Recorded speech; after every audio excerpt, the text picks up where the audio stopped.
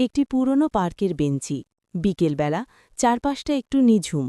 সাগর একটা বসে আকাশের দিকে তাকিয়ে আছে, হাতে একটা ছোট ডায়েরি। আশা ধীর পায়ে এগিয়ে আসে, তার চোখে মুখে ক্লান্তির ছাপ। জানতাম এখানেই পাবো তোমাকে। জায়গাটা কি এখনও তোমার খুব প্রিয়?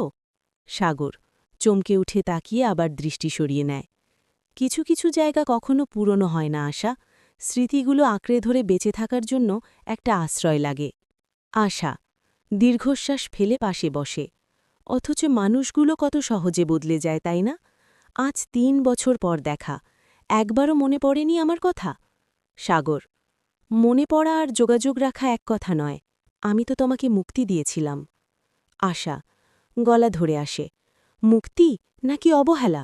সাগর, তুমি হুট করে একদিন সব যোগাযোগ বন্ধ করে দিলে, একটা কারণ পর্যন্ত বললে না।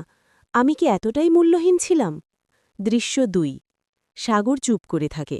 সে পকেট থেকে একটি শুকনো গোলাপ বের করে বেঞ্চে রাখে। তুমি তো এখন ভালো আছো আশা? শুনলাম বিয়ে ঠিক হয়েছে তোমার, ছেলেটি নাকি অনেক ভালো।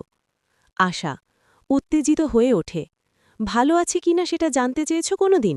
প্রতিদিন রাতে ফোনের দিকে তাকিয়ে থেকেছি, এই বুঝি একটা মেসেজ আসবে।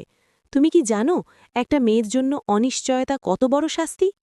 সাগর নিচু স্বরে বলে, আমি চাইনি আমার অনিশ্চিত জীবন দিয়ে তোমার সুন্দর ভবিষ্যৎ নষ্ট করতে।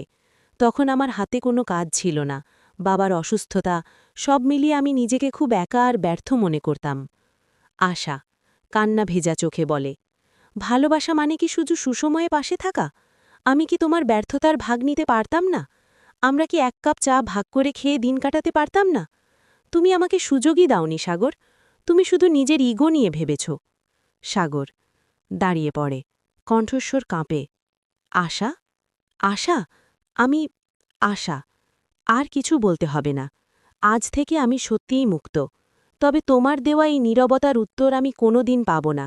ভালো থেকো। আশা দ্রুত পায়ে চলে যেতে থাকে। সাগর হাত বাড়িয়েও তাকে ডাকতে পারে না। সে আবার বেঞ্চে ধপ করে বসে পড়ে। ডায়েরিটা খোলে, যেখানে লেখা ছিল, আশা, তোমাকে ছাড়া আমি এক মুহূর্তও ভালো নেই। সমাপ্তি। আশা আড়ালে চলে যাওয়ার পর সাগর ডায়েরির পাতা ছিঁড়ে বাতাসে উড়িয়ে দেয়।